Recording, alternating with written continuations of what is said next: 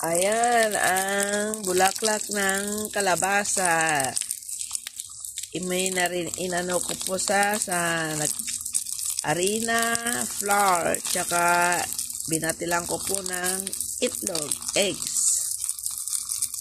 Yan po, binabad ko sa harina. Binabad yan sa harina. Yan, harina. Tsaka itlog.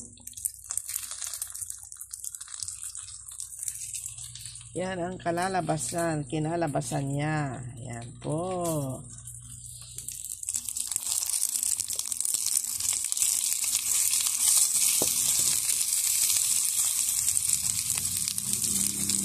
Ay na, naging tawta na. Hindi na baliktad.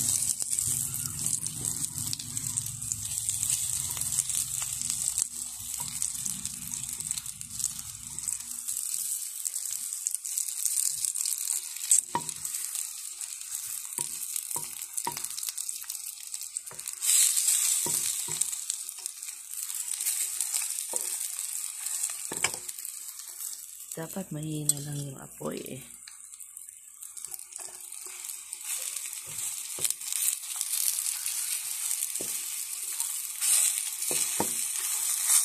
Ito po yung bulaklak ng kalabasa.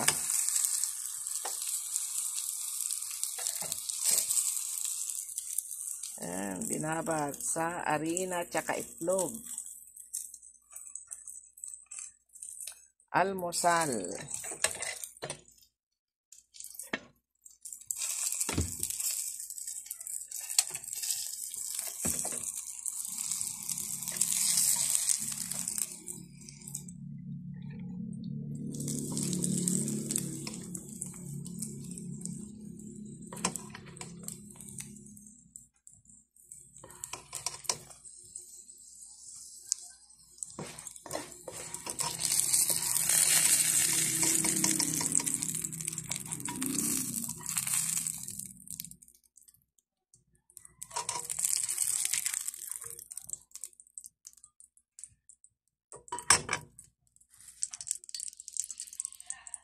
Ito po yung barbecue.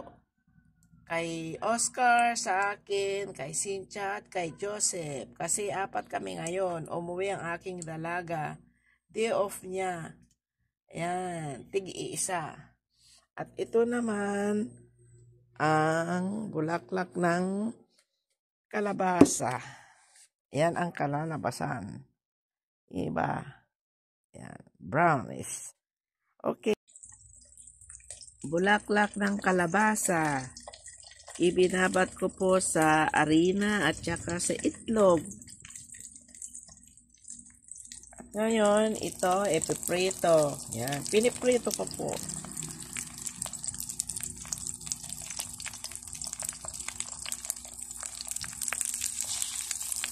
Tas, babalik ta rin.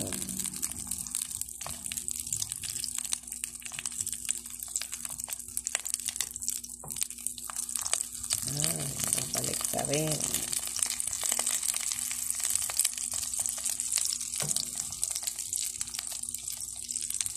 Ang sarap-sarap po. Natikman ko na. Yung una kong niluto. Pangatlo na pong luto ito. Ang sarap! Bulaklak ng kalabasa. Pritong bulaklak ng kalabasa. Nilagyan ng itlog. Binatir na itlog at konting flour. Ang sarap-sarap. Malinamnam.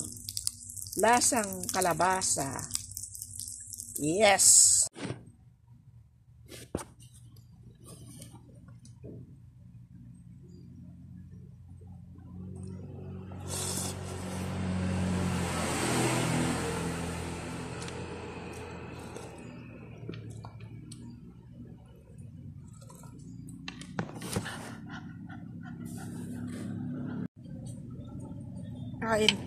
Kain po tayo ng noodles.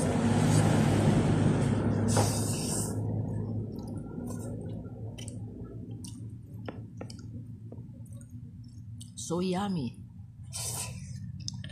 Mm.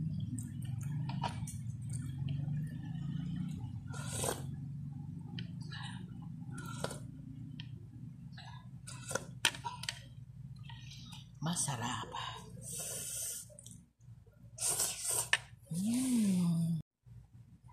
Ginataang tilapia. Sabihin mo kung bakit ka tumataba. Sabihin mo kasi nag-uulam ako ng masarap. Hindi ako nakikialam sa buhay ng mga pakialamera.